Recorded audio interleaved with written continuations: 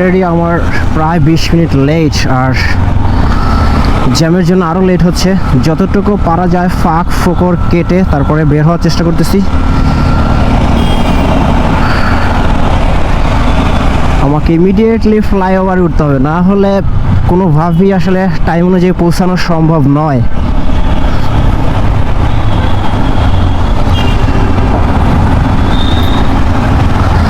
ও দারুণ একটা গান বাজতেছে কমিউনিকেটরে।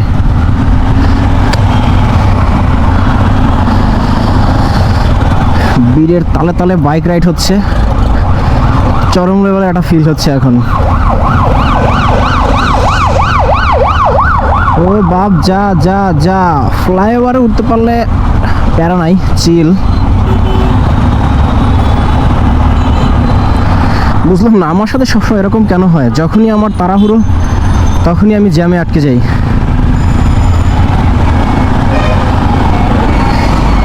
ও কমিউনিকেটরের গানটা সেই বিন্দাস ওই দিল,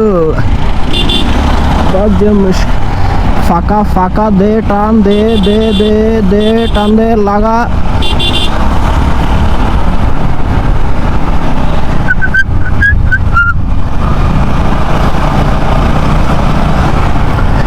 চট্ট মেট্রো ল নতুন গাড়ি। আরে ঢোকে না কেন তো জায়গা ঢুক। আমরা না ঢুকলে আয় হান্দিদের গই, এরা না ঢুকলে আয় হান্দিদের গই। সিটাঙ্গের বাসা। তুমি তো জায়গা দেবা না, জায়গা করে নিতে হবে, বুঝছি আয় ব্যাপারটা।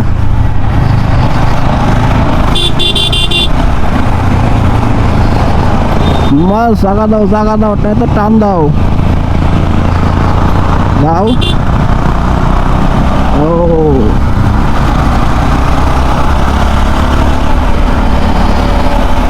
ও জান্নাত।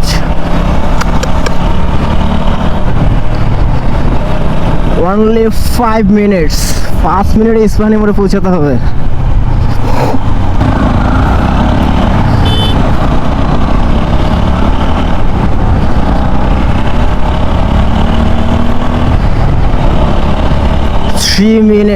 থ্রি মিনিটস ইস্পাহানি মোড়। দেখা যাক কি হয়।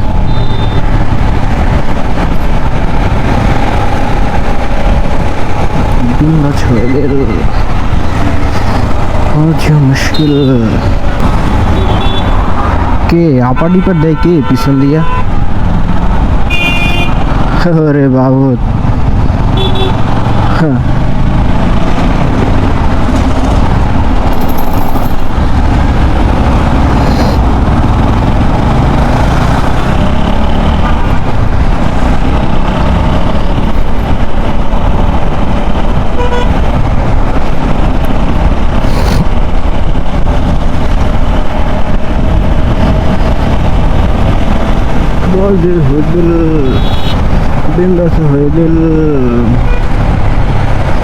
আসলে সামনে ফ্লাইওভারে এখন ইদানিং জ্যাম পড়তেছে, কারণ ফ্লাইওভার থেকে আবার আপনার পতেঙ্গা যাওয়ার জন্য একটা সাইড লেন আছে, তো এটার জন্য এখন ফ্লাইওভারে গাড়ির চাপটাও বেশি আর সামনে থেকে একটু জ্যামটাও বেশি পড়ে।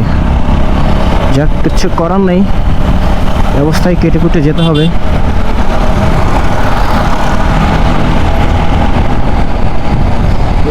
বিন্দাস হয়ে দিল নদী মুশকিল।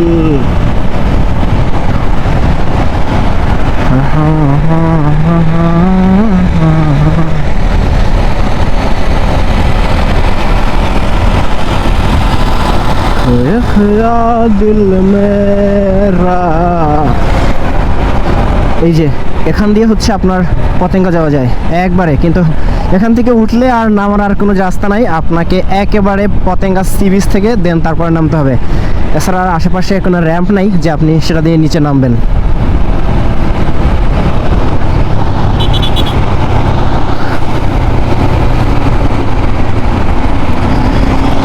তো আসলে আমি আমার টাইমের ভিতরেই দেন আমার গন্তব্যে পৌঁছাতে পেরেছি।